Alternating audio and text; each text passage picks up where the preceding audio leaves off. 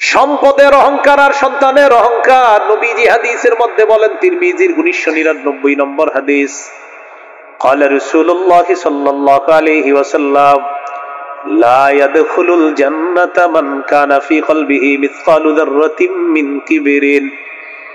রাসূলুল্লাহ সাল্লাল্লাহু আলাইহি ওয়াসাল্লাম বলেন, ওই ব্যক্তি জান্নাতে প্রবেশ করবে না যার অন্তরে সরিষা পরিমাণ অহংকার আছে। নাউযুবিল্লাহ।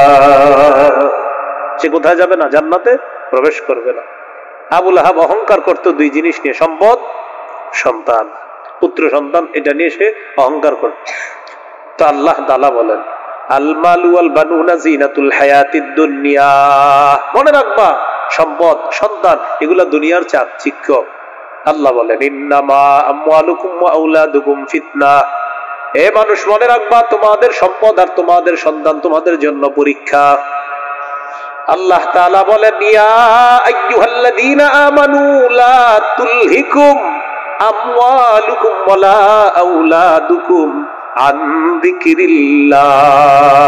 হে ঈমানদারগণ, তোমাদেরকে তোমাদের সম্পদ, তোমাদের সন্তান যেন আল্লাহর স্মরণ থেকে গাফেল করে না দেয়, বিমুখ করে না দেয়। তাহলে বলেন তো, কয় জিনিসের কথা এখানে আসতেছে? দুই জিনিস, সম্পদ, সন্তান। সম্পদ, সন্তান।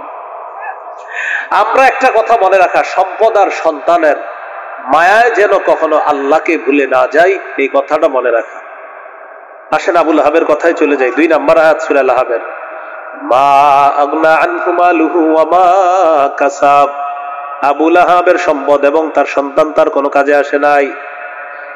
বদর যুদ্ধে কাফেররা শোচনীয় পরাজয় বহন করার পর, শোচনীয় পরাজয় বরণ করার 7 দিন পর আবু লাহাবের গলার মধ্যে গুটি বসন্তের রোগ হয়েছে গলায়। বদর যুদ্ধে কাফেররা শোচনীয় পরাজয় হলো। শোচনীয় পরাজয় গ্রহণ করার পর, এই শোচনীয় পরাজয়ের পর 7 দিন পর আবু লাহাবের গলার মধ্যে গুটি বসন্তের রোগ হয়েছে। আর আরবরা বসন্তের রোগ খুব ভয় পাইতো। এটাকে তারা বিশ্বাস করত, এটা ছোঁয়াচে রোগ, না জানি আমার গায়ে চলে আসতে পারে। আবু লাহাবের পুত্ররা দেখলো বাপের রোগ এটা বেড়ে যাচ্ছে। এক পর্যায়ে বসন্তের রোগে আবু লাহাবের মৃত্যু হয়ে গেল। সন্তানরা লাশ রেখে পালায়া চলে গেল। আবার আয়াতে আসেন, মা আগনা আনহু মালুহু ওয়া মা কাসাব। আবু লাহাবের সম্পদ কাজে আসলো না, সন্তান কাজে আসলো না। বাপের লাশ রেখে সন্তানরা পালায়া গেছে। কাজে আসছে? 3 দিন পর্যন্ত লাশটা পড়ে আছে। লাশ পচে, লাশ থেকে গন্ধ যখন বের হওয়া শুরু হয়ে যায়, এরপর আবু লাহাবের সন্তানরা ফিরে আসছে। আসার পর মক্কার এক ব্যক্তির সহায়তায় বাবার লাশটা মক্কার উঁচু ভূমির মধ্যে নিয়ে যায়। যেমন করোনা ভাইরাসের সময় কোটিপতির সন্তান বাবার লাশ রেখে হুজুরে ফোন দিছে, হুজুর ঠেকায় বললে তো আপনাকে স্মরণ করি, কি করা, ওই আব্বার লাশটা অমুক জায়গায় আছে, এটা ওখান থেকে নিয়ে যান, ভুলেও আমার বাড়ির দিকে কিন্তু আইসেন না। এমনি মায়ের পিঠ যখন লাগবো তখন আপনাদেরকে পিড়ে টিড়ে সংসদে গিয়ে বলবো আপনারা রং মাইকা বসেছিলেন, বাকি এখন আমার আব্বার লাশটা নিয়ে একটু দাফন করুন। আবু লাহাবের স্ত্রী ধনী মানুষ ছিল, কিন্তু কৃপণতা করে সে কোনো দাস দাসী রাখতো না। কারণ দাস দাসী দিয়ে কাজ করাইলে তাদেরকে টাকা পয়সা দিতে হবে, বেতন দিতে হবে। কৃপণতা করে ও নিজে জঙ্গলে যাইতো। যাওয়ার পর সেখান থেকে লাকড়ি, কাঠ এগুলা নিয়ে গলার মধ্যে যে পাকানো রশি এটা দিয়ে বেঁধে সে নিজেই লাকড়ি নিয়ে আসতো। জ্বালানি সংগ্রহ করে এনে সে রান্না বান্না করত। আর কাঠ বহনকারিনীর আরবি হলো হাম্মালাতাল হাতব। নবীজি বলেন, আদ-দুনিয়া কুল্লুহা মাতা। এই দুনিয়া পুরাটাই হলো ভোগের জায়গা। ওয়া খায়রু মাতা'id দুনিয়া আল মারআতুস সালিহা। এই পৃথিবীর মধ্যে সবচেয়ে শ্রেষ্ঠ সম্পদ হলো একজন নেককার স্ত্রী পেয়ে যাওয়া। একজন নেককার নারী এই পৃথিবীর সবচেয়ে দামি সম্পদ। এই দামি সম্পদটা আল্লাহর কাছ থেকে চেয়ে নেওয়া। মনে থাকবেন ইনশাআল্লাহ। পবিত্র কোরআনের 114টি সূরার মধ্য থেকে 111 নম্বর সূরা আপনাদের সামনে তেলাওয়াত করলাম। এই সূরার নাম সূরাতুল লাহাব। এই সূরাটি এখানে যারা আছেন আমি আশাবাদী প্রায় সকলেরই মুখস্থ আছে। এই সূরা মক্কায় অবতীর্ণ হয়েছে। সূরা ফাতিহার পরে অবতীর্ণ সূরা সূরাতুল লাহাব। এই সূরার দুটি নাম, একটা হলো সূরাতুল লাহাব আর একটা হলো সূরাতুল মাসাদ। লাহাব নামকরণ করা হয়েছে, এই সূরায় 2টা লাহাব শব্দ আছে। এক একটা হলো তাব্বাত ইয়াদা আবি লাহাব, আর একটা হলো সায়াসলা নারন যাতা লাহাব। লাহাব শব্দের প্রতি লক্ষ্য রেখে এই সূরার নামকরণ করা হয়েছে সূরাতুল লাহাব। এই সূরার শেষে আছে দেখবেন ফি জিদিহা হাবলুম মিম মাসাদ। মাসাদ শব্দের প্রতি লক্ষ্য রেখে এই সূরার নামকরণ করা হয়েছে সূরাতুল মাসাদ। সূরার মধ্যে আয়াত হলো 5টি। 1 থেকে 3 নম্বর আয়াত পর্যন্ত আলোচনার বিষয় হলো আবু লাহাব, নবীর চাচা আবু লাহাব। 4 নম্বর এবং 5 নম্বর আয়াতের আলোচনা হলো আবু লাহাবের স্ত্রীকে নিয়ে। একজন কাফের আর একজন কাফেরা, একজন হলো পুরুষ কাফের আর একজন মহিলা। এই দুইজনকে নিয়ে আলোচনা পুরা সূরার মধ্যে। সূরা আয়াত হলো 5টা। 1 থেকে 3 নম্বর আয়াতে কাফের স্বামী আবু লাহাবের আলোচনা। 4-5 নম্বর আয়াতে কাফেরা স্ত্রী আলোচনা। এই সূরাটি নাজিলের প্রেক্ষাপট, আল্লাহ এই সূরা কেন নাজিল করলেন। সহিহ বুখারীর 4770 নম্বর হাদিসে আছে, আল্লাহ তাআলা যখন সূরাতুশ শুআরার 214 নম্বর আয়াতে কারিমা নাজিল করলেন, সেই আয়াতের মধ্যে আছে ওয়ানদির আশীরাতাকাল আকরাবিন। নবী, আপনি আপনার নিকটাত্মীয় যারা আছে তাদেরকে ভয় দেখান, সতর্ক করেন, প্রকাশ্যে দাওয়াতের কাজ শুরু করেন। গোপনে হয়েছে অনেক, এখন প্রকাশ। সাইদা রাসূলুল্লাহ সাল্লাল্লাহু আলাইহি ওয়াসাল্লাম আলাস সাফা। রাসূলুল্লাহ সাল্লাল্লাহু আলাইহি সাল্লাম সাফা পাহাড়ের উপর আরোহণ করলেন। ফাজআলা ইউনাদি ইয়া বানি ফিহরিন ইয়া বানি আদিন লিবতুনি কুরাইশ।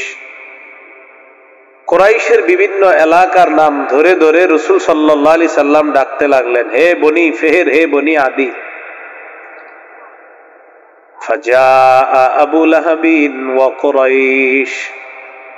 নবীজির ডাকে আবু লাহাব এবং কুরাইশরা দলে দলে উপস্থিত হলো পাহাড়ের সামনে।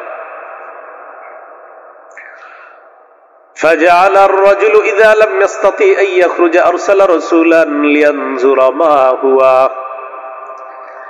যেই ব্যক্তি আসতে পারল না নবীজির ডাকে সাড়া দিয়ে, ওই ব্যক্তি আরেকজনকে পাঠায়া দিছে, দেখো তো মুহাম্মদ কি বলে, একটু শুনে এসে আমাকে জানাবা। মানুষ সবাই পাহাড়ের নিচে অপেক্ষমান। পাহাড়ের উপরে উঠে আবু লাহাবের এবং সাঙ্গপাঙ্গ যারা, তারা সব নিচ থেকে দেখতেছে, আর নবীজি উপরে আছে। আর সম্পর্কে নবী হলেন আবু লাহাবের ভাতিজা, আমাদের নবীজি আবু লাহাবের ভাতিজা। তো নিচে আবু লাহাব, কুরাইশরা আছে, উপরে রাসূল সাল্লাল্লাহু আলাইহি সাল্লাম। নবীজি সকলকে লক্ষ্য করে বললেন, আরাআইতাকুম লাউ আখবারতুকুম আন্না খাইলান বিল ওয়াদি তুরিদু আন তুগীরা আলাইকুম আকুনতুম মুসাদ্দিকিয়া।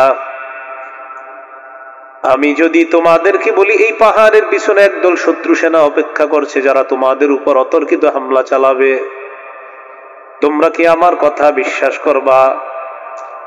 ক্বালু না'আম মা জাররাবনা আলাইকা ইল্লা সিদকা।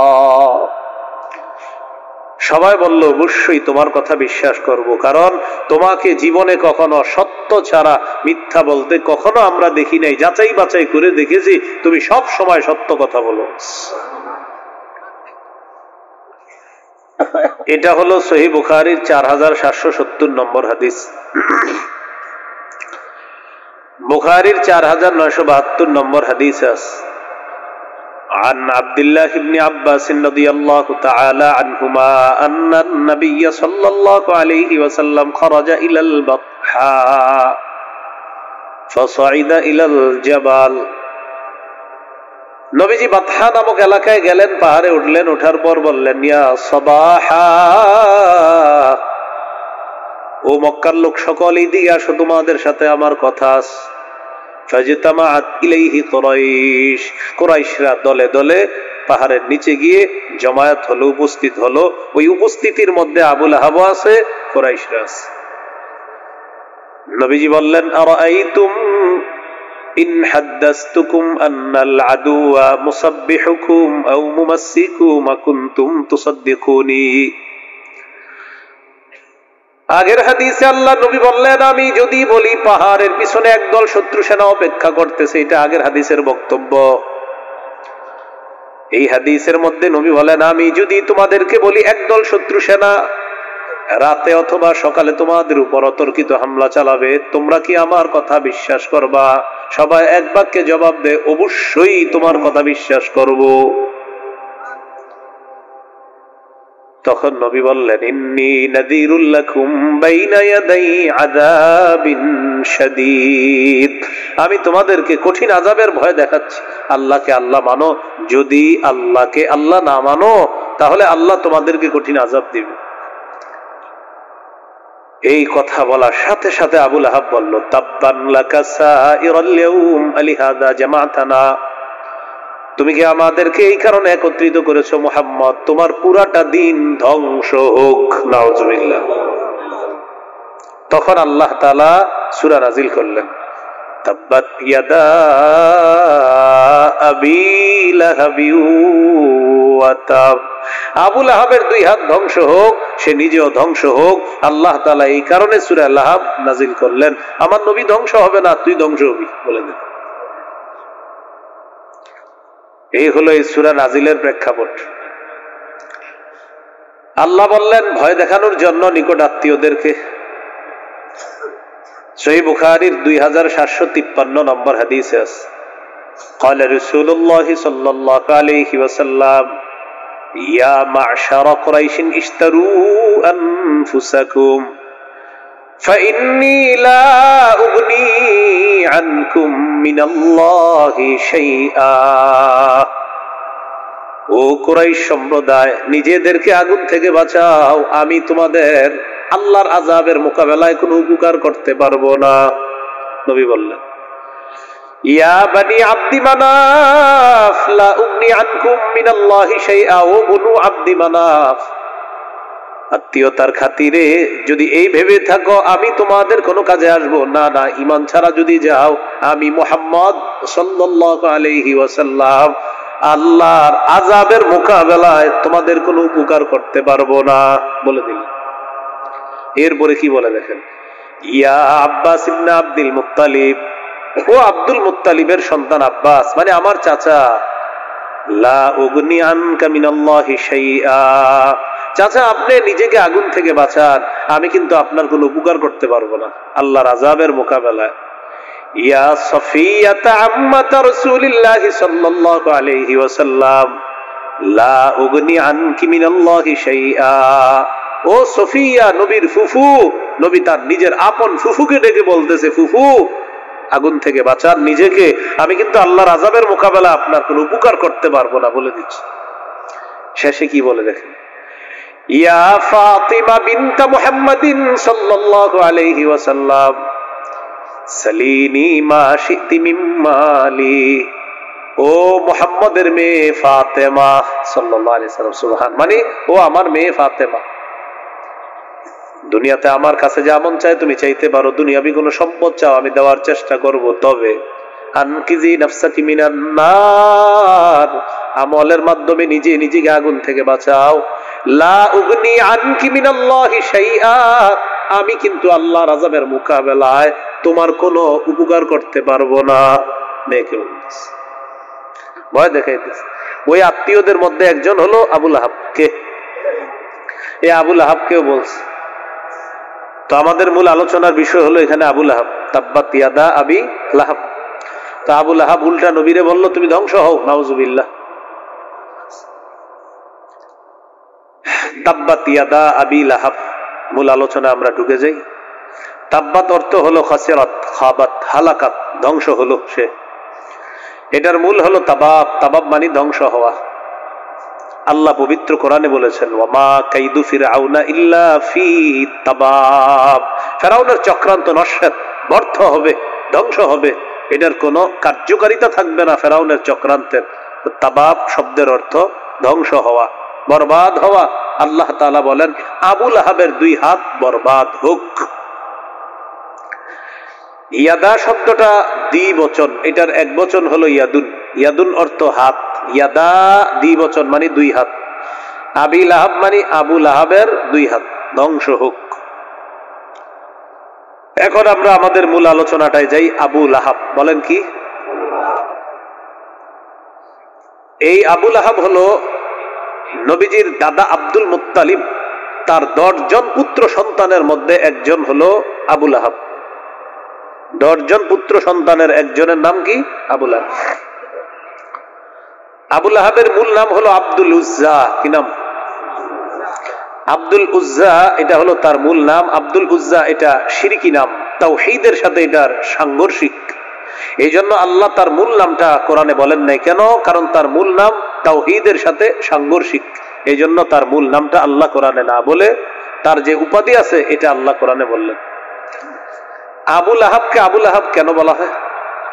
তাফসীর ইবনে কাসীরের মধ্যে আসছে লিইশরাকি ওয়াজহিহি, তার চেহারাটা গৌরবর্ণ হওয়ার কারণে, অগ্নিস্ফুলিঙ্গের মতো হওয়ার কারণে, অগ্নিবর্ণের মতো হওয়ার কারণে তাকে বলা হতো অগ্নিস্ফুলিঙ্গ ওয়ালা। কি বলা হতো? অগ্নিস্ফুলিঙ্গ ওয়ালা। এজন্য তার নাম আবু লাহাব। এটার অর্থ হলো অগ্নিস্ফুলিঙ্গের বাবা। দেখতে অনেক সুন্দর ছিল। গুরুত্বপূর্ণ অংশে আমরা যাচ্ছি এখন। নবীর চাচাদেরকে আমরা 3 ভাগে ভাগ করতে পারি। কয় ভাগ? 3 ভাগ। খুব মন দিয়ে শুনেন। 1, নবীজিকে বিশ্বাস করছে, নবীর প্রতি ঈমান আনছে, নবীর সাথে থেকে লড়াই করেছে, ঈমান নিয়ে মৃত্যুবরণ করেছে, মৃত্যু পর্যন্ত নবীকে সহযোগিতা করেছেন, এক প্রকার চাচা। যেমন আব্বাস, হামজা রাদিয়াল্লাহু তাআলা আনহুমা। 2, নবীকে মৃত্যু পর্যন্ত সহযোগিতা করেছে তবে ঈমান আনে নাই আর বেঈমান অবস্থায় মৃত্যুবরণ করেছে, যেমন আবু তালেব। সহযোগিতা করেছে কিন্তু ঈমান নিয়ে মরতে পারে নাই। এই ব্যাপারে সহিহ বুখারীর হাদিস আছে 3884 নম্বর হাদিস। আন্না আবা তালিবিন লাম্মা হাদারাতুল ওয়াফাত দাখালা আলাইহি রাসূলুল্লাহ সাল্লাল্লাহু আলাইহি ওয়াসাল্লাম। আবু তালেবের মুমূর্ষু অবস্থা যখন মৃত্যুর সময় ঘনিয়ে এলো, আল্লাহ নবী আবু তালেবের ঘরে প্রবেশ করলেন। ওয়া ইনদাহু আবু জাহলিন, তাকায় দেখে আবু জাহেলটা পাশে বসা। কে বসা? এই জন্য সঙ্গ জীবনে খারাপ বানাবেন না, সঙ্গ খারাপ বানাবেন না। খারাপ সঙ্গের কারণে এমন হতে পারে নামাজ রোজা সবকিছু ত্যাগ করে এক পর্যায়ে আপনার জীবন যে কোন দিকে যাবে আল্লাহ হেফাজত করেন। তাই বন্ধু নির্বাচনে সতর্ক হতে হবে। আবু জাহেল বস, নবীজি ঢুকলেন, দাদা মারা যাবে, চাচা আবু তালেব মারা যাবে। নবীজি বললেন, চাচা একবার বলেন লা ইলাহা ইল্লাল্লাহ কালিমাতান উহাজ্জু লাকা বিহা ইনদাল্লাহি ইয়াউমাল কিয়ামাহ।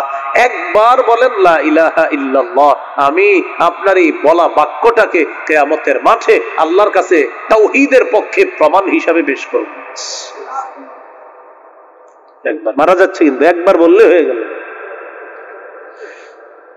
আবু তালেব জবাব দিচ্ছে, ভাতিজা তোমার ধর্ম সত্য, আমি কোনো সন্দেহ করি না, তোমার ধর্মের উপর মারা গেলে আমার পরকাল সুন্দর হবে, কিন্তু আমি তোমার ধর্ম গ্রহণ করে মারা গেলে জাতি আমাকে বলবে ছি ছি, বাপ দাদার ধর্ম বিসর্জন দিয়ে ভাতিজার ধর্ম গ্রহণ করছে, আমি এটা সহ্য করতে পারবো না। ইখতারতুন নার আলাল আর, ভাতিজা আমি আগুন গ্রহণ করলাম, নাউজুবিল্লাহ, তবে সম্মান বিসর্জন দিতে পারবো না, আমি আগুন গ্রহণ করে নিলাম, আমি জাহান্নামে জ্বলাটা পছন্দ করলাম, কিন্তু আমি মারা যাওয়ার পর জাতি আমাকে এটা সেটা বলবে, এটা আমি সইতে পারবো না। মারা গেছে, সারাটা জীবন সহযোগিতা করছে কিন্তু বেঈমান হয়ে মারা গেছে। আহারে নবীজি বলতেছে লা আস্তাগফিরান্না লাকা মা লাম উনহা আন, চাচা আমি আপনার জন্য ক্ষমা প্রার্থনা করতেই থাকবো আল্লাহ যতক্ষণ নিষেধ না করবে। নবী তার এই চাচার জন্য ক্ষমা প্রার্থনা শুরু করছে, কিন্তু মুশরিক, কিন্তু কি মুশরিক। আল্লাহ আয়াত নাজিল করে দিলেন সূরা তাওবার, মা কানা লিন-নাবিয়্যি ওয়াল্লাযীনা আমানু أن يستغفروا للمشركين ولو كانوا أولي قربى من بعد ما تبين لهم أنهم أصحاب الجحيم। কোন নবীর জন্য উচিত নয়, কোন ইমানদারের জন্য উচিত নয় যে তারা মুশরিকদের জন্য ক্ষমা প্রার্থনা করবে, সেই মুশরিক যদিও তার নিকটাত্মীয় হয়, তারপরেও কোন নবীর জন্য উচিত না সেই মুশরিকের জন্য ইস্তেগফার পাঠ করা। হাবিব আবু তালেব আপনার অনেক কাছের মানুষ, তার জন্য আপনি ইস্তেগফার করবেন না, আল্লাহ নিষেধ করে দিলেন। সূরা কসসের এক আয়াত আল্লাহ নাজিল করে দিলেন, নবীজির মনটা খুব খারাপ, জিবরিল আমিন এসে জানিয়ে দিলেন, আল্লাহ তাআলা বলে দিয়েছে, ইন্নাকা লা তাহদি মান আহবাবতা ওয়ালাকিন্নাল্লাহা ইয়াহদি মান ইয়াশা।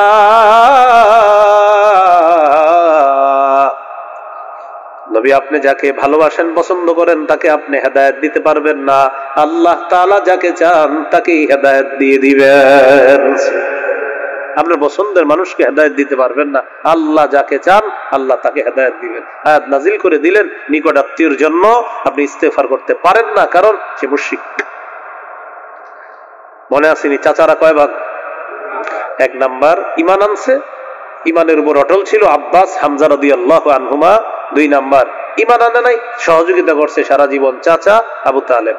তিন নম্বর নবীজির নবুয়ত প্রকাশের পর থেকে মরণ পর্যন্ত ঈমানও আনে নাই, সহযোগিতা করে নাই, মৃত্যু পর্যন্ত শত্রুতা করেছে চাচা আবু লাহাব। কে আবু লাহাব? বলেন সবাই, আমাদের আলোচ্য বিষয় বলেন আবু লাহাব। আমাদের আলোচ্য বিষয় কোনটা? আবু লাহাব। তাব্বাত ইয়াদা আবি লাহাব। এবার আমরা আজকের আলোচনার মূল অংশে ঢুকে যাচ্ছি। আবু লাহাবের দুই অবস্থা, প্রিয় ভাইয়েরা, কয় অবস্থা বলেন? নবীজির নবুয়ত প্রকাশের আগে তিন অবস্থা, নবীর নবুয়ত প্রকাশের পরে আবু লাহাবের চার অবস্থা। অর্থাৎ নবুয়ত প্রকাশের আগে একটা, আর নবুয়ত প্রকাশের পরে আরেকটা। তো নবুয়ত প্রকাশের আগে আবু লাহাবের মৌলিক তিনটে অবস্থা জানবো, আর নবুয়ত প্রকাশের পরে আবু লাহাবের চারটা অবস্থান জানবো। এই মোট 7 অবস্থা। কয় অবস্থা? তাহলে একটা নবুয়তের আগের, আরেকটা হলো নবুয়তের পরের। বলেন তো নবুয়তের আগে কয় অবস্থা, নবুয়তের পরে কয় অবস্থা? মৌলিক অবস্থা আর কি, আরো আছে ভয়ঙ্কর অবস্থা। নবুয়তের পূর্বের তিনটে অবস্থা শোনেন আবু লাহাবের। এক নাম্বার, আমাদের নবী যখন জন্মগ্রহণ করেছেন, নবীজির এই জন্মের সুসংবাদটা আবু লাহাবের কাছে তার দাসী সুয়াইবা দিয়েছে। খুশিতে আবু লাহাব তার দাসীকে আজাদ করে দিয়েছে। সহিহ বুখারীতে আছে কথাটা, 5372 নম্বর হাদিসের শেষে আছে, وقال عروة সুয়াইবা আ'তাকাহা আবু লাহাব। সুয়াইবা ওই নারী যাকে আবু লাহাব আজাদ করে দিয়েছে, সুয়াইবা ওই নারী যাকে আবু লাহাব আজাদ করে দিয়েছে। এখানে একটা কথা মনে রাখা, অতি উৎসাহী কিছু ভাই আছে, তারা বলে থাকে যে সোমবার দিন আবু লাহাবের আযাব কম হয় কেন? নবীর জন্মের খুশিতে দাসীকে আজাদ করে দিয়েছে, এই জন্য আযাব কম হয়, এরকম আপনার বলা হয় না। এটা ঠিক না, জাল বর্ণনা। বলেন কি বর্ণনা? সুয়াইবাকে আজাদ করছে এতটুকু ঠিক আছে, কিন্তু তার আযাব কম হয় এতটুকু অংশ, এটা সঠিক বর্ণনা না। তাহলে এলে এক অবস্থা। দুই নাম্বার, আবু লাহাব নবীজির অনেক নিকট আত্মীয় ছিল। মানুষের কাছে গিয়ে গিয়ে বলতো, আমি মুহাম্মদের চাচা, আমার ভাতিজা মুহাম্মদ, আমার ভাই আব্দুল্লাহর বংশ রক্ষা হয়েছে, আমার ভাই মারা গেছে, তার একটা ছেলে হয়েছে, এরকম গর্ব করে করে জায়গায় জায়গায় সে বলতো। আর আমি হলাম আমার সেই ভাতিজা মুহাম্মদের চাচা। এ হলো দ্বিতীয় অবস্থা, মানে সে খুব গর্ব করতো আমাদের নবীজিকে নিয়ে। তিন নাম্বার, নবীজির সাথে আবু লাহাবের সম্পর্ক এতটাই গভীর ছিল, ভালো ছিল। আবু লাহাবের 2 পুত্র ছিল। কয় পুত্র বলেন? Utba, Utaiba. এই 2 পুত্রের সাথে বলেন নবীজি তার 2 কন্যা রুকাইয়া, উম্মে কুলসুম, তাদেরকে বিবাহ দিয়েছেন। আবু লাহাবের সাথে নবীজির সম্পর্ক এতটাই গভীর ছিল যে আবু লাহাবের 2 ছেলে উতবা, উতাইবার সাথে নবীজি তার 2 কলিজার টুকরা সন্তান রুকাইয়া আর উম্মে কুলসুম রাদিয়াল্লাহু আনহুমা, তাদেরকে বিয়ে পর্যন্ত দিয়েছেন। তাহলে একদিক দিয়ে চাচা, আরেক দিক দিয়ে বেয়াই, চাচা আবার বেয়াই। তাহলে নবুয়ত প্রকাশের আগে আবুল আহাবের সাথে নবীজির সম্পর্কটা কি খারাপ না অনেক ভালো? এই হলো নবুয়ত প্রকাশের আগের ঘটনা। আল্লাহ তাআলা আমাদের নবীজির নবুয়ত প্রকাশ ঘটাইলেন। বলেন তো নবুয়ত প্রকাশের পরে মৌলিক কয়টা অবস্থা জানবো? 4টা। 1 নম্বর, নবীজি নবুয়ত প্রকাশের পর যখন বলছে লাত উজ্জাত মানাত এইগুলার পূজা করা যাবে না, এগুলার ইবাদত করা যাবে না, শুধু এক আল্লাহর ইবাদত করতে হবে, আবু লাহাব তখন মেজাজ হারায় ফেললো। আর মুহাম্মদ সাল্লাল্লাহু আলাইহি ওয়াসাল্লামের প্রতি এতটাই রাগান্বিত হলো যে আবু লাহাব সিদ্ধান্ত নিয়ে নিল, তার 2 পুত্র সন্তানকে বুঝাইলো, আমার শত্রুর মেয়ে আমার পুত্রবধূ হয়ে আমার ঘরে থাকতে পারবে না। বাধ্য করলো সন্তানদেরকে, নবীর কন্যারা যেন তাদের স্ত্রী হিসাবে না থাকে, বাধ্য করে তালাক দেওয়াই, বাধ্য করলো তালাক দিতে। নবীজি খুব কষ্ট পাইছে এই 2 মেয়ে। আপনারা জানেন একটা মেয়ের কোথাও স্বামী থেকে ছুটে আসা মানে একটা বাবার জন্য কতটা কষ্ট। এই হলো নবুয়ত প্রকাশের পরে আবুল আহাবের প্রথম অ্যাকশন, যে আমার পুত্রবধূ হয়ে আমার শত্রুর মেয়েরা থাকতে পারবে না। বাস পুত্রবধূ 2 জনকে তালাক দিতে বাধ্য করলো। 2 নাম্বার, আমাদের নবীজির 3 জন পুত্র সন্তান ছিলেন, এর মধ্যে 2য় নাম্বার পুত্র সন্তানের নাম আব্দুল্লাহ। কি নাম? এই আব্দুল্লাহর উপাধি ছিল তাহের বা তাইয়িব। এই আব্দুল্লাহ রাদিয়াল্লাহু তাআলা যখন ইন্তেকাল করলেন তখন আবু লাহাব বলা বলি করতে লাগলো, মোহাম্মদ আবতার, মোহাম্মদ নির্বংশ, মোহাম্মদ লেস কাটা, নাউজুবিল্লাহ নাউজুবিল্লাহ নাউজুবিল্লাহ, নবীজির নির্বংশ বল। তখন আল্লাহ তাআলা আয়াত নাজিল করলেন, ইন্না শানিআকা হুয়াল আবতার। হাবিব, আপনাকে যেই ব্যক্তি নির্বংশ বলছে, যেই ব্যক্তি আপনার সমালোচনা করে, আপনি নির্বংশ না, বরং আপনার সমালোচক আবু লাহাব নির্বংশ, ওর বংশের কোনো অস্তিত্ব থাকবে না, আর আপনার বংশ নিয়ে কিয়ামত পর্যন্ত আলোচনা হবে। এখন আমরা কি বলি? আওলাদে রসুল। আওলাদে রসুল বাংলাদেশে আসলে আমরা হুমড়ি খেয়ে পড়ি দেখার জন্য, আহারে নবীর বংশের মানুষ দেখতে না জানি কেমন। হ্যাঁ, এখন বলেন আবুল আহাবের বংশের কোনো অস্তিত্ব আছে? আর আমাদের নবীর বংশ নিয়ে আলোচনা হয় কিনা? চলতে থাকবে। আল্লাহ তাআলা বললেন ও নির্বংশ হবে, আপনি নির্বংশ না। এগুলো দ্বিতীয় কাহিনী। ও এখানে একটা বিষয় মনে রাখবেন, নবীজির যেই 2 মেয়েকে আবু লাহাব তার 2 পুত্র সন্তানকে বাধ্য করলো তালাক দেওয়ার জন্য, এই 2 মেয়ে পরবর্তীতে আল্লাহ রসুল পর্যায়ক্রমে প্রথমে একজনকে হযরত উসমান গনি রাদিয়াল্লাহু তাআলা আনহুর সাথে বিয়ে দিয়েছেন। তিনি ইন্তেকাল করার পর নবী তার অপর কন্যাকেও হযরত উসমান গনির সাথে বিয়ে দিয়েছেন। তাহলে এই জায়গাটা একটু মনে রেখেন, এই সেই 2 কন্যা, এই 2 কন্যাকে নবীজি পর্যায়ক্রমে উসমান গনি রাদিয়াল্লাহু আনহুর সাথে বিবাহ দিয়েছিলেন। তাহলে কয়টা হলো? নবুয়ত পরের 2টা। একটা গেল কন্যাদেরকে তালাক দেওয়া হলো, আর একটা নবীজিরে রাগে ক্ষোভে শত্রুতা করে নির্বংশ বলে গালি দিত। 3 নাম্বার, বলেন জুল মাজাজ। একটু কন কইলে যাতে মনে থাকে। কি নাম? যেহেতু শিখতে আসছেন। হ্যাঁ, জুল মাজাজ। মক্কার একটা বাজারের নাম জুল মাজাজ। নবীজি ওই জুল মাজাজ বাজারে গেল দাওয়াত দেওয়ার জন্য একদিন। আবু লাহাব চিন্তা করলো ঘটনা কি, মুহাম্মদ কই যায় সাল্লাল্লাহু আলাইহি ওয়াসাল্লাম। পিছনে পিছনে গেল, দেখি কি করে। নবীজি বাজারে গেলেন, মানুষদেরকে ডেকে বললেন, ইয়া আইয়ুহান নাস কুলু লা ইলাহা ইল্লাল্লাহ তুফলিহু। নবীজি দাওয়াত দিলেন, হে লোক সকল, তোমরা বলো আল্লাহ ছাড়া কোনো ইলাহ নাই, তোমরা সফল কাম হয়ে যাবা। আবু লাহাব পিছন থেকে আসলো, আসার পর উল্টা পাল্টা অনেকগুলা কথা বলে পাথর নিয়ে এসে আল্লাহ রসুলের উপর আক্রমণ করা শুরু করলো। পাথরের আঘাতে আল্লাহ রসুলের পা মোবারক থেকে রক্ত ঝরা শুরু হয়ে যায়, রক্ত পড়তেছে। এখান থেকে একটা শিক্ষা আছে, শিক্ষাটা হলো দাওয়াতের কাজ করতে গেলে এরকম আঘাত আসতে পারে, কর্মগত আঘাত। বলেন কি আঘাত? এই ব্যাপারে একটা হাদিস শোনেন, সহিহ বুখারীর 240 নম্বর হাদিস। এই হাদিসের বর্ণনাকারী আব্দুল্লাহ ইবনে মাসউদ রাদিয়াল্লাহু তাআলা তিনি বলেন, বাইনামা রাসূলুল্লাহ সাল্লাল্লাহু আলাইহি ওয়াসাল্লাম ইউসাল্লি বিফিনাইল কাবা। আল্লাহ নবী কাবা চত্বরে নামাজ আদায় করতেছিলেন। কাফের বেঈমানরা পাশে বসা, হঠাৎ একজন কাফের বলে উঠলো, আইয়ুকুম ইয়াজিউ বিসালাহ জাজুরি আলি ফুলান ফায়াদউহু আলা যহরি মুহাম্মাদিন ইদা সাজাদা। কে পারবা অমুক এলাকায় যাওয়ার পর উটের নারী বুড়ি পায়খানাগুলো আনবা, আনার পর মুহাম্মদ সাল্লাল্লাহু আলাইহি সাল্লাম যখন সিজদায় যাবে তখন মুহাম্মদের সাল্লাল্লাহু আলাইহি সাল্লাম গালের উপর মুহাম্মদের গলা আর সাল্লাল্লাহু আলাইহি সাল্লাম তার গলা আর পিঠের উপর উটের নারী গুড়া পায়খানাগুলা রেখে দিবা। কে পারবে? এক পাপিষ্ট দাঁড়ায় গেছে, উকবা ইবনে আবি মুআইদ, সে দাঁড়ায় বলল, আমি পারবো। উকবা, যদি চেষ্টা করে নামটা মনে রাখতে, পাপিষ্টটার উকবা বললাম। সে এলাকায় গেছে, যাওয়ার পর উটের নারী বুড়ি গোবর, অন্য বর্ণনায় আসছে রক্ত, এগুলা নিয়ে আসছে। আসার পর আমাদের নবীজি সাল্লাল্লাহু আলাইহি সাল্লাম সিজদায় যাওয়ার অপেক্ষা আছে। যেই সিজদায় গেলেন, সত্যি সত্যি নবীর এই গলা মোবারকের উপরে কাঁধ থেকে নিয়ে পিঠের বিশাল অংশ জুড়ে উটের নারী বুড়ি পায়খানা রক্ত নাপাক গুলা রেখে দিস। আল্লাহ আমাদের সকলকে দাওয়াতের কাজ যেন আমরা অব্যাহত রাখতে পারি, চালু রাখতে পারি, এবং দাওয়াতের কাজ যেন আমরা সুন্দরভাবে কথা কর্মের আঘাত ইত্যাদি এগুলো সহ্য করেও জারি রাখতে পারি। আল্লাহ তৌফিক দান করেন। এই হলো তাব্বাত ইয়াদা আবি লাহাব, এই আবু লাহাবের আলোচনা গেল।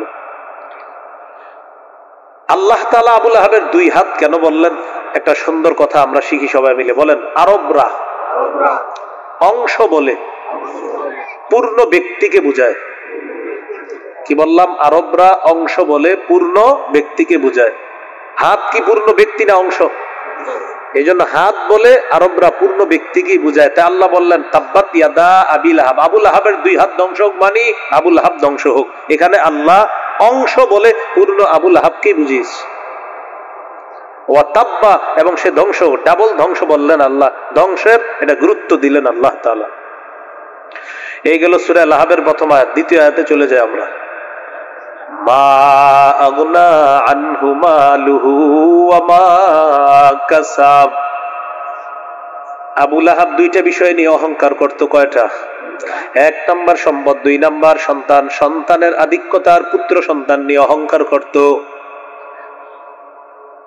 সম্পদের অহংকার আর সন্তানের অহংকার নবীজি হাদিসের মধ্যে বলেন, তিরমিজির 1999 নম্বর হাদিস, قال رسول الله صلى الله عليه وسلم لا يدخل الجنة من كان في قلبه مثقال ذرة من كبر। রাসূলুল্লাহ সাল্লাল্লাহু আলাইহি ওয়াসাল্লাম বলেন, ওই ব্যক্তি জান্নাতে প্রবেশ করবে না যার অন্তরে সরিষা পরিমাণ অহংকার আছে। নাউযুবিল্লাহ। সে কোথায় যাবে না? জান্নাতে প্রবেশ করবে না। আবু লাহাব অহংকার করত দুই জিনিস নিয়ে, সম্পদ, সন্তান, পুত্র সন্তান, এটা নিয়ে সে অহংকার করত। তো আল্লাহ তাআলা বলেন, আল মালু ওয়াল বানুনা জিনাতুল হায়াতিদ দুনিয়া। মনে রাখবা, সম্পদ, সন্তান এগুলা দুনিয়ার চাকচিক্য। আল্লাহ বলেন, ইন্নামা আমওয়ালুকুম ওয়া আওলাদুকুম ফিতনা। এ মানুষ মনে রাখবা, তোমাদের সম্পদ আর তোমাদের সন্তান তোমাদের জন্য পরীক্ষা। আল্লাহ তাআলা বলেন, ইয়া আইয়ুহাল্লাযীনা আমানু লা তুলহিকুম আমওয়ালুকুম ওয়ালা আওলাদুকুম আন যিকরিল্লাহ। হে ঈমানদারগণ, তোমাদেরকে তোমাদের সম্পদ, তোমাদের সন্তান যেন আল্লাহর স্মরণ থেকে গাফেল করে না দেয়, বিমুখ করে না দেয়। তাহলে বলেন তো, কয় জিনিসের কথা এখানে আসতেছে? দুই জিনিস, সম্পদ, সন্তান। সম্পদ, সন্তান। আমরা একটা কথা মনে রাখা, সম্পদ আর সন্তানের মায়ায় যেন কখনো আল্লাহকে ভুলে না যাই, এই কথাটা মনে রাখা। আসেন আবু লাহাবের কথায় চলে যাই। 2 নম্বর আয়াত সূরা লাহাবের, মা আগনা আনহু মালুহু ওয়া মা কাসাব। আবু লাহাবের সম্পদ এবং তার সন্তান তার কোনো কাজে আসে নাই। বদর যুদ্ধে কাফেররা শোচনীয় পরাজয় বহন করার পর, শোচনীয় পরাজয় বরণ করার 7 দিন পর আবু লাহাবের গলার মধ্যে গুটি বসন্তের রোগ হয়েছে গলায়। বদর যুদ্ধে কাফেররা শোচনীয় পরাজয় হলো। শোচনীয় পরাজয় গ্রহণ করার পর, এই শোচনীয় পরাজয়ের পর 7 দিন পর আবু লাহাবের গলার মধ্যে গুটি বসন্তের রোগ হয়েছে। আর আরবরা বসন্তের রোগ খুব ভয় পাইতো। এটাকে তারা বিশ্বাস করত, এটা ছোঁয়াচে রোগ, না জানি আমার গায়ে চলে আসতে পারে। আবুল আহাবের পুত্ররা দেখলো বাপের রোগ এটা বেড়ে যাচ্ছে, এক পর্যায়ে বসন্তের রোগে আবুল আহাবের মৃত্যু হয়ে গেল, সন্তানরা লাশ রেখে পালায়া চলে গেল। আবার আয়াতে আসেন মা আগনা আনহু মালুহু ওয়া মা কাসাব, আবুল আহাবের সম্পদ কাজে আসলো না, সন্তান কাজে আসলো না, বাপের লাশ রেখে সন্তানরা পালায়া গেছে। কাজে আসছে? 3 দিন পর্যন্ত লাশটা পড়ে আছে। লাশ পচে, লাশ থেকে গন্ধ যখন বের হওয়া শুরু হয়ে যায়, এরপর আবুল আহাবের সন্তানরা ফিরে আসছে। আসার পর মক্কার এক ব্যক্তির সহায়তায় বাবার লাশটা মক্কার উঁচু ভূমির মধ্যে নিয়ে যায়। যেমন করোনা ভাইরাসের সময় কোটিপতির সন্তান বাবার লাশ রেখে হুজুরে ফোন দিছে, হুজুর ঠেকায় বললে তো আপনাকে স্মরণ করি, কি করা, ওই আব্বার লাশটা অমুক জায়গায় আছে, এটা ওখান থেকে নিয়ে যান, ভুলেও আমার বাড়ির দিকে কিন্তু আইসেন না। এমনি মায়ের পিঠ যখন লাগবো তখন আপনাদেরকে পিড়ে টিড়ে সংসদে গিয়ে বলবো আপনারা রং মাইকা বসেছিলেন, বাকি এখন আমার আব্বার লাশটা নিয়ে একটু দাফন করুন।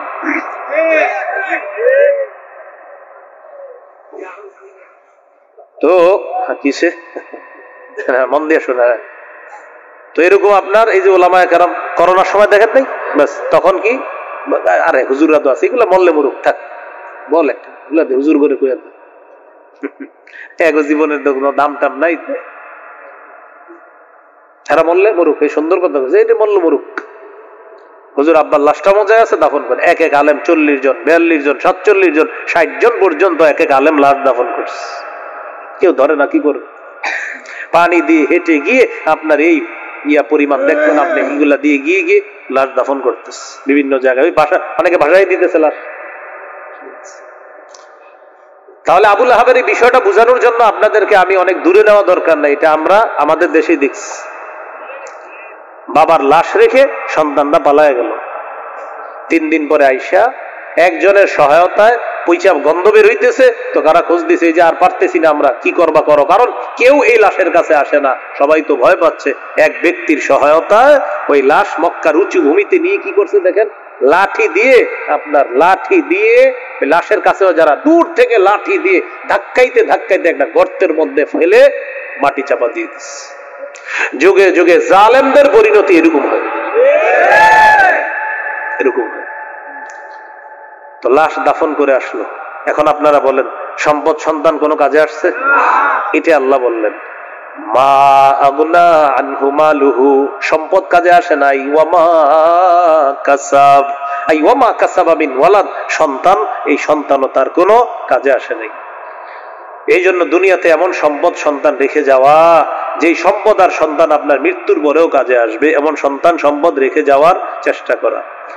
قال رسول الله صلى الله عليه وسلم إذا مات الإنسان انقطع عنه عمله إلا من ثلاثة।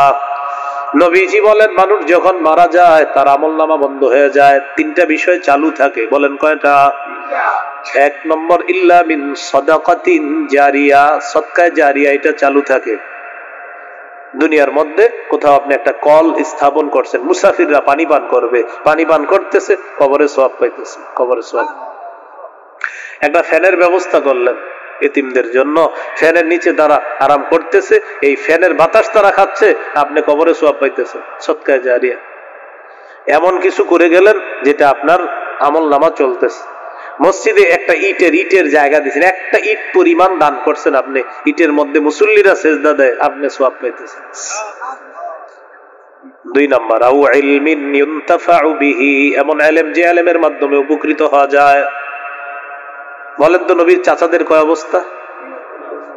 1 নম্বর যারা ঈমান আনছে, 2 নম্বর ঈমান আনে নাই সহযোগিতা করছে, 3 নম্বর ঈমানও আনে নাই সহযোগিতা করে নাই। এটা একটা বিদ্যা শিখছেন নি? আরে বলেন শিখছেন কিনা? আমি মারা যাওয়ার পর আপনারা আরো যাদেরকে বলবেন সওয়াবটা আমিও পাবো। সূরা আল-আহজাবের মধ্যে কয় আয়াত? এই যে একটা বিদ্যা শিখলেন, আরেকজনকে যখন বলবেন সওয়াবটা আমিও পাবো। আও ইলমিন ইউনতাফাউ বিহি, এমন ইলম যে ইলমের মাধ্যমে উপকৃত হওয়া যায়। শাইখুল হাদিস আল্লামা আজিজুল হক রহমতুল্লাহ আলাই কি পরিমাণ ছাত্র দুনিয়াতে রে, তার শুধু শাইখুল হাদিস ছাত্র আছে অসংখ্য অগণিত ছাত্র শুধু শাইখুল হাদিস। আর শাইখুল হাদিস ছাড়া মুফতি মুহাদ্দিস মুফাসসির তো আরো রয়ে গেছে, শুধু শাইখুল হাদিস অসংখ্য অগণিত শাইখুল হাদিস আল্লামা আজিজুল হক রহমতুল্লাহ আলাইহির ছাত্র। তাহলে কি অবস্থা? এমন এলেম যে এলেমের মাধ্যমে উপকৃত হওয়া যায়, এগুলো 2 নাম্বার। 3 নাম্বার আউওয়ালাদিন সালিহিন ইয়াদউ লা, এমন একজন নেককার সন্তান রেখে যাওয়া যে নেককার সন্তান মা বাবার জন্য বলবে রব্বির হামহুমা কামা রব্বায়ানি সগীরা। সন্তান বলবে রব্বির হামহুমা কামা রব্বায়ানি সগীরা, আল্লাহ রব আমার মা বাবার প্রতি আপনি দয়া করেন, যেমন শৈশবে তারা আমাকে লালন পালন করেছে, এরকম একজন নেককার সন্তান দুনিয়াতে রেখে যাওয়া। বুঝে আসছে কথাগুলা? এখন তো বাবা মারা যাওয়ার পরেও বাচ্চাদেরকে নিয়ন্ত্রণে আনার জন্য যেদিন মারা যায় সেদিনই টেলিভিশনটা চালু করে বাচ্চাদেরকে নিয়ন্ত্রণে আনতে হবে। টেলিভিশন আজকে ভাই মরা মানুষ এমনিও গুনাহ, সবসময় গুনাহ, একটু তো ওনা আপনার আব্বারে তো একটু কবরে যাইতে দেন, আসলে বাচ্চারা ডিস্টার্ব করে তো টেলিভিশনটা ছাড়তে হইছে। আউওয়ালাদিন সালিহিন ইয়াদউ লা, এমন একজন নেককার সন্তান রেখে যাওয়া যে নেককার সন্তান বাবার জন্য দোয়া করবে। তাহলে আবু লাহাবের কথায় চলে আসে, মা আগনা আনহু মালুহু ওয়া মা কাসাব, সম্পদ কোনো কাজে আসে নাই, সন্তানও কোনো কাজে আসে নাই। আল্লাহ তাআলা আমাদেরকে সম্পদ সন্তান এগুলা যেন কাজে লাগিয়ে দুনিয়া থেকে যেতে পারি, আল্লাহ তৌফিক দান করেন।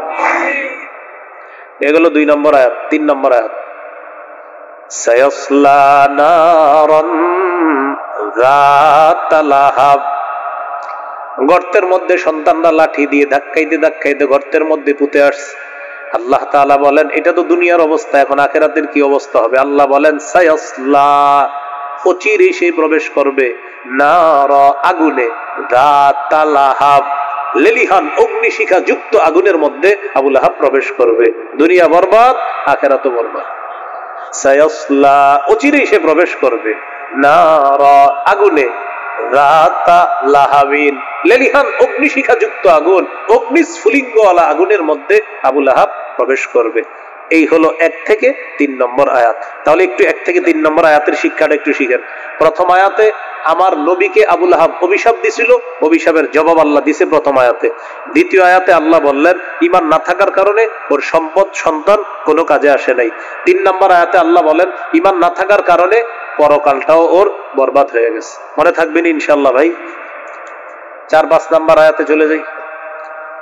ওয়ামরাতুহু হাম্মালাতাল হাতাব ফি জিদিহা হাবলুম মিন মাসাদ, আবু লাহাবের স্ত্রীও জাহান্নামে প্রবেশ করবে, অগ্নিস্ফুলিঙ্গওয়ালা আগুনে আবু লাহাবের স্ত্রীও প্রবেশ করবে। হাম্মালাতাল হাতাব, যে স্ত্রী ইন্ধন বহনকারিনী, কাঠ বহনকারিনী স্ত্রী, ফি জিদিহা হাবলুম মিন মাসাদ, তার গলার মধ্যে থাকবে পাকানো দড়ি, পাকানো রশি। কি থাকবে? পাকানো রশি। তাহলে বলেন আবু লাহাবের স্ত্রীও কোথায় যাবে? আগুনে। কোথায় যাবে? আগুনে। আবু লাহাবের স্ত্রী সম্পর্কে এবার জানি। ওয়ামরাতুহু, আবু লাহাবের স্ত্রী, স্ত্রীর নাম হলো আওরা। কি নাম? আওরা মানে টেরা। আবু লাহাবের স্ত্রী একটু টেরা ছিল, এই জন্য তাকে বলা হয় আওরা। তার আরেকটা নাম হলো আরওয়া। আরেকটা নাম কি? আরওয়া। তার কুনিয়ত বা উপনাম হলো উম্মে জামিল। উম্মে জামিল নামে সে প্রসিদ্ধ। তাহলে আওরা অথবা আরওয়া তার নাম, উম্মে জামিল নামে সে প্রসিদ্ধ। সে মুসলমানদের প্রচন্ড বিরোধিতা করত, আর তার স্বামীকে সে সহযোগিতা করত কুফরির ক্ষেত্রে আর সত্যকে অস্বীকার করার ক্ষেত্রে। এই স্ত্রী তার স্বামীকে সহযোগিতা করতো, মানে ভালো কথা সহযোগিতা করতো না, আর যত খারাপ কথা আছে এগুলাতে সে স্বামীকে সহযোগিতা করতো। হ্যাঁ কুফরিটা, হ্যাঁ এটাই ঠিক আছে, সত্য অস্বীকার, হ্যাঁ এটাই ঠিক আছে, এরকম সহযোগিতা করত। কে? আবু লাহাবের স্ত্রী। আল্লাহ বলেন তার স্ত্রীও প্রবেশ করবে। কি অবস্থা? হাম্মালাতাল হাতাব, এমন অবস্থায় যে সে কাষ্ঠ বহনকারিনী।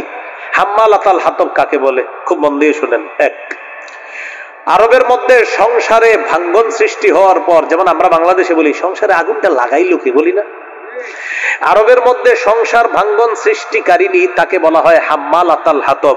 সৌদি মানে আপনার মক্কায় আরবের মধ্যে যখন কারো সংসার ভাঙতো বলতো, আচ্ছা এই সংসার ভাঙার পিছনে ইন্ধনটা কে জুগাইছে? আওরা বা উম্মে জামিল, আবুল আহাবের স্ত্রী। এই জন্য আবুল আহাবের স্ত্রীকে বলা হয় হাম্মালাতাল হাতব, মানে ইন্ধন বহনকারিনী। ওই সংসার ভাঙার পিছনে ইন্ধন যোগান দানকারিনী, বহনকারিনী। 2 নাম্বার, সমাজে কোনো ফেতনা যখন লাগতো তখন বলতো, আচ্ছা এই ফেতনাটা লাগলো কেন, এটার পিছনে কে কলকাঠি নাড়ছে, খুঁজা দেখা যায় তো আবুল আহাবের স্ত্রী। আর আপনার ওই সমাজে বিশৃঙ্খলা সৃষ্টিকারিনীকেও বলা হয় হাম্মালাতাল হাতব, অর্থাৎ সমাজে আগুন লাগানোর পিছনে ইন্ধন যোগান দানকারিনী, সমাজে ফেতনার পিছনে ইন্ধন বহনকারিনী আবুল আহাবের স্ত্রী। তাহলে 2টা বললাম, সংসার ভাঙার পিছনে ইন্ধন বহনকারিনী, সংসারের মধ্যে অশান্তি, সমাজে অশান্তি সৃষ্টির পিছনে ইন্ধন বহনকারিনীকে বলা হয় হাম্মালাতাল হাতব। 3, হাতব মানে কাঠ, হাম্মালা মানে বহন করা। আবুল আহাবের স্ত্রী ধনী মানুষ ছিল, কিন্তু কৃপণতা করে সে কোনো দাস দাসী রাখতো না, কারণ দাস দাসী দিয়ে কাজ করাইলে তাদেরকে টাকা পয়সা দিতে হবে, বেতন দিতে হবে। কৃপণতা করে ও নিজে জঙ্গলে যাইত, যাওয়ার পর সেখান থেকে লাকড়ি কাঠ এগুলা নিয়ে বলার মধ্যে যে পাকানো রশি এটা দিয়ে বেঁধে সে নিজেই লাকড়ি নিয়ে আসতো, জ্বালানি সংগ্রহ করে এনে সে রান্না বান্না করত। আর কাঠ বহনকারিনীর আরবি হলো হাম্মালাতাল হাতব। আল্লাহ জানে মনে থাকবে না। তাহলে 1 নাম্বার, সংসার ভাঙ্গার পিছনে ইন্ধন বহনকারিনী হাম্মালাতাল হাতব। 2, সমাজে ফিতনা সৃষ্টির পিছনে ইন্ধন বহনকারিনী হাম্মালাতাল হাতব। 3, কৃপণতা করে কাঠ সংগ্রহ করে কাঠ নিজে বহনকারিনীকেও বলা হয় হাম্মালাতাল হাতব। আল্লাহ জানে মনে থাকবে।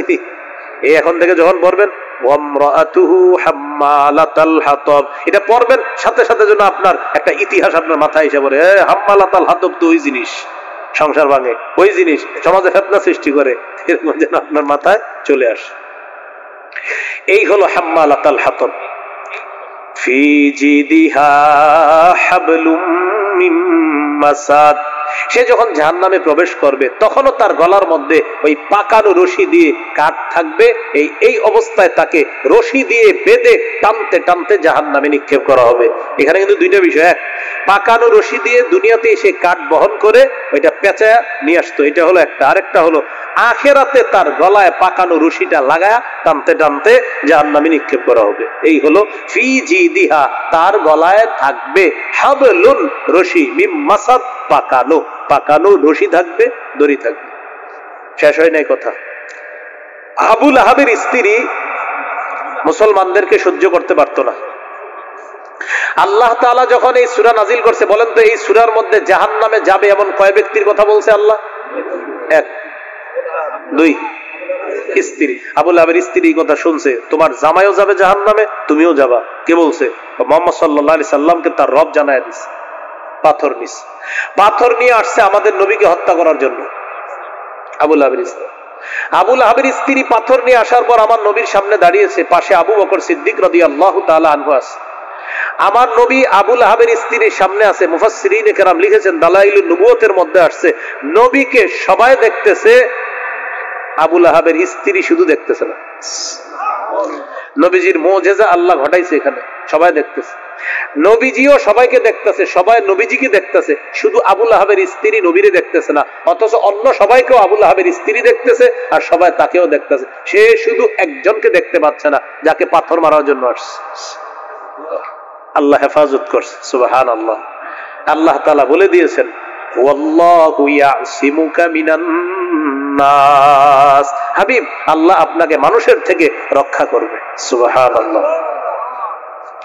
এখন আবুল আহাবের স্ত্রী যখন পাথর মারতে পারলো না, আবু বকর সিদ্দিক রাদিয়াল্লাহু তাআলা ডাক দিয়ে বলছে, এই তোমার সাথী কোথায়?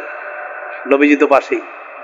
তো আবুল আহাবের স্ত্রী কবি ছিল, নগদ কবিতা বানায় ফেলতে পারতো। নগদ আমাদের নবীর শানে ফালতু 3টা অংশ বানায় ফেলছে। নাউজুবিল্লাহ পড়েন তো। কবিতাটা আমি বলি, আমি এক একটা বলবো আর নাউজুবিল্লাহ পড়বেন।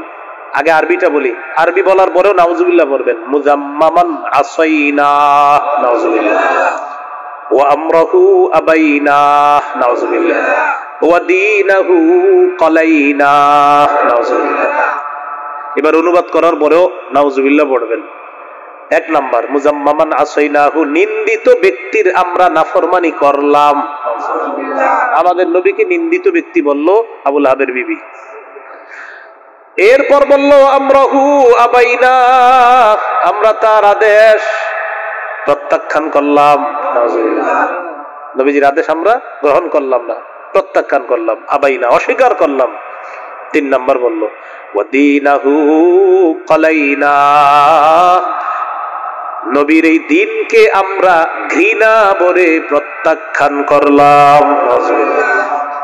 এই হলো আমার নবীর শানে ফালতু 3টা অংশ নগদ বানায় ফেলছে আবুল আহাবের। ও কবি ছিল, নগদ আপনার কবিতা বানায় ফেলতে পারতো। এই হলো আবুল আহাবের স্ত্রী। এখান থেকে একটা বিষয় ভাই সারা জীবন মনে রাখবেন, স্বামী স্ত্রী দুইজনের মধ্যে একজন যদি মোটামুটি ভালো হয়, তার সংস্পর্শে আরেকজনও মাশাআল্লাহ ঠিক হয়ে যায়। এখানে জামাইটাও যেমন ছিল, বউটাও এরকমই ছিল।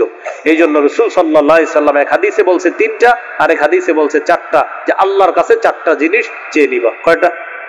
এক হাদিসে 3টা আছে, আর এক হাদিসে আছে 4টা।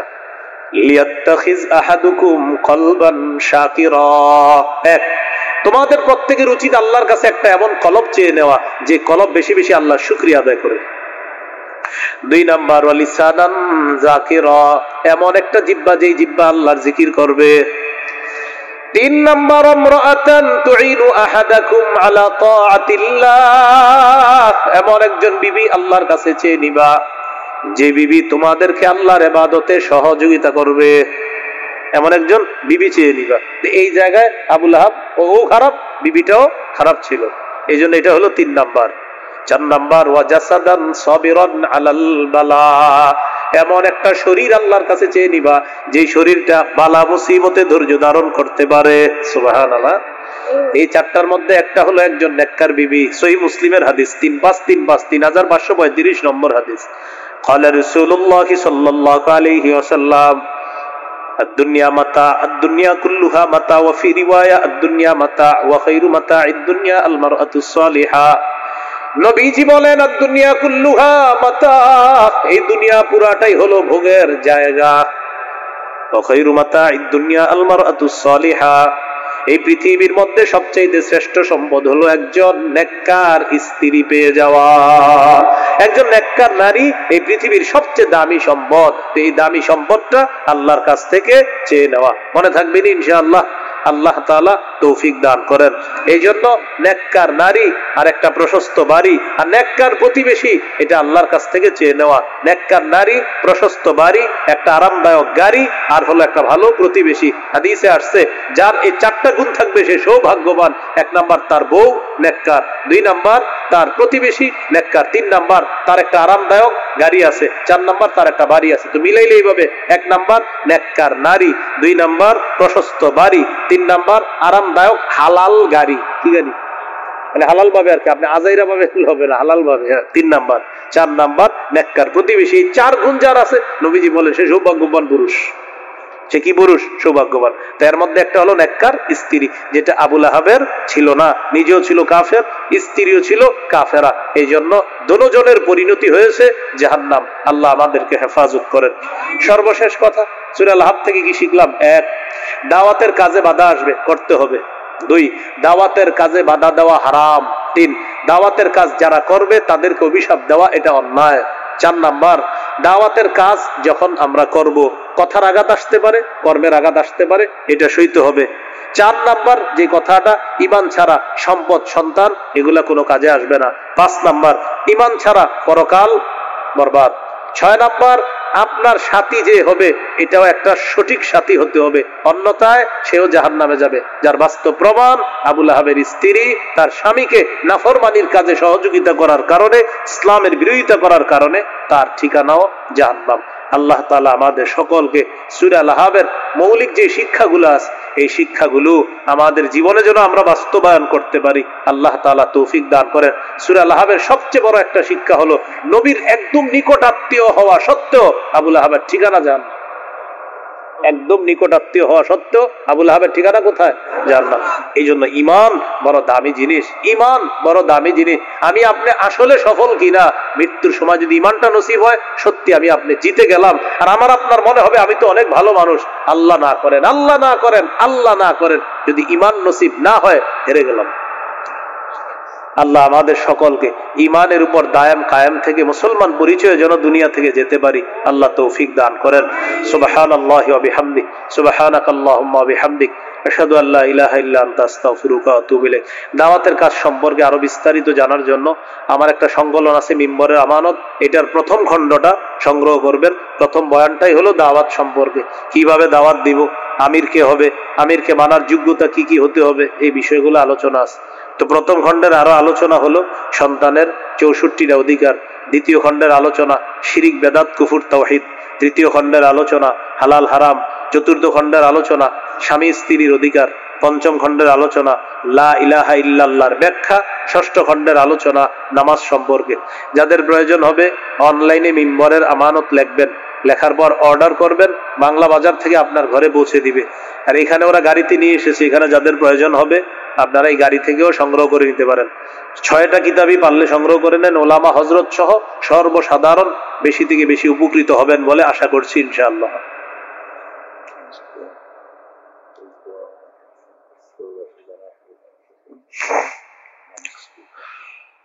اللهم صل على محمد وعلى آل محمد كما صليت على إبراهيم وعلى آل إبراهيم إنك حميد مجيد اللهم بارك على محمد وعلى آل محمد كما باركت على إبراهيم وعلى آل إبراهيم إنك حميد مجيد। প্রিয় ভাইরা, আমরা এই মাদ্রাসাটার জন্য দোয়া করব, এটা প্রথম কথা। দ্বিতীয় কথা, আমিনপুর যুব সমাজ এবং প্রবাসী কল্যাণ ঐক্য ফ্রন্ট যারা, তাদের জন্য দোয়া করব।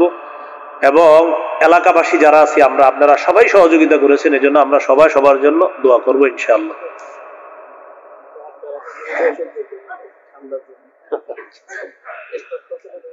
আলহামদুলিল্লাহি রাব্বিল আলামিন ওয়াল আকিবাতু লিল মুত্তাকিন ওয়াসসালাতু ওয়াসসালামু আলা সাইয়্যিদিল আমবিয়া'i ওয়াল মুরসালিন ওয়া আলা আলিহি ওয়া আসহাবিহি আজমাইন। রব্বানা যালামনা আনফুসানা ওয়া ইল্লাম তাগফির লানা রব্বিরহামহুমা কামা রাব্বায়ানি সগীরা। মাবুদ মেহেরবান মাওলা, মেহেরবানি করে জীবনের সমস্ত গুনাহ খাতাগুলো মাফ করে দেন। আল্লাহ ঈমান ইসলামের উপর থাকার তৌফিক দান করেন, হেদায়েতের উপর অবিচল থাকার তৌফিক দান করেন। আল্লাহ জিন্দেগীর গুনাহ খাতাগুলো মাফ করে দেন। মাবুদ মেহেরবান মাওলা, কুফর শিরিক বেদাত থেকে হেফাজত করেন। আল্লাহ আল্লাহ ঈমানের উপর অটল থাকার তৌফিক দান করেন। আল্লাহ ঈমানের উপর অটল থাকার তৌফিক দান করেন। আল্লাহ ঈমানের উপর অটল থাকার তৌফিক দান করেন।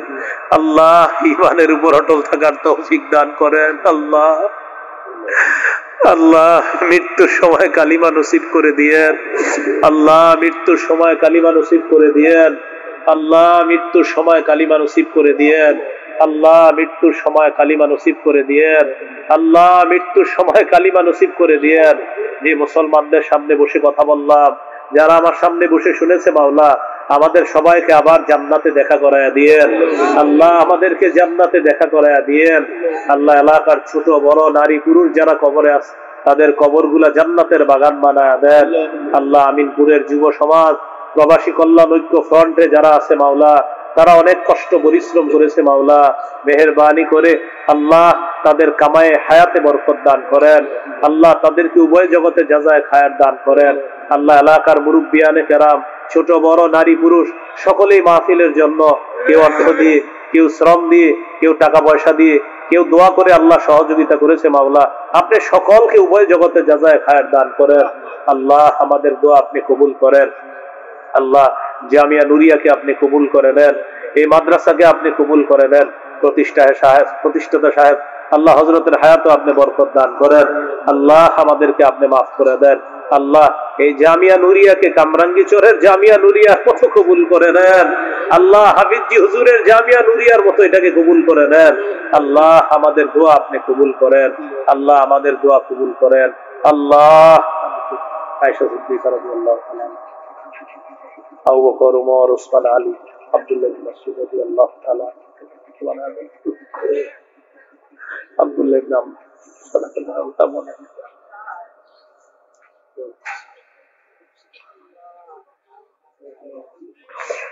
আল্লাহ উলামায়ে কেরাম যারা সফরে আছে তাদের সফরকে নিরাপদ করে দেন, নির্বিঘ্ন করে দেন। অনেক আলেমরা জুমার নামাজের উদ্দেশ্যে এই মুহূর্তে হয়তো বাংলাদেশের বিভিন্ন অঞ্চল থেকে রওনা করেছে, করতেছে, করবে মাওলা। আল্লাহ সকলকে নিরাপদে নির্বিঘ্নে আপন গন্তব্যে পৌঁছায় দিয়েন। আল্লাহ জানমালের অ্যাক্সিডেন্ট থেকে আমাকে আমাদের সকলকে আপনি হেফাজত করেন। ঢাকার উদ্দেশ্যে রওনা করবো আল্লাহ, সহি সালেমে নিরাপদে গন্তব্যে পৌঁছায় দিয়েন। আল্লাহ আমাদেরকে আপনি মাফ করে দেন, আল্লাহ আমাদেরকে মাফ করে দেন। এখানে অনেক মানুষ আছে আল্লাহ, যাদের মনে অনেক আশা আছে, নেক আশাগুলা পুরা করেন। যারা ঋণী, ঋণ পরিশোধের ব্যবস্থা করে দেন আল্লাহ। যারা অভাবী, অভাব দূর করে দেন আল্লাহ। যারা চাকরিজীবী, তাদের কামায় বরকত দিয়ে দেন। যারা ব্যবসায়ী, তাদের ব্যবসায় বরকত দিয়ে দেন। রব্বানা তাকাব্বাল মিন্না ইন্নাকা আনতাস সামিউল আলিম ওয়া তুব আলাইনা ইন্নাকা আনতাত তাওয়াবুর রহিম। সাল্লাল্লাহু তাআলা আলা খায়রি খালকিহি সাইয়্যিদিনা মুহাম্মদ ওয়া আলা আলিহি ওয়া আসহাবিহি আজমাইন। সুবহানা রাব্বিকা রাব্বিল ইজ্জাতি আম্মা ইয়াসিফুন, সালামুন আলাল মুরসালিন, আলহামদুলিল্লাহি রাব্বিল আলামিন। আসসালামু আলাইকুম।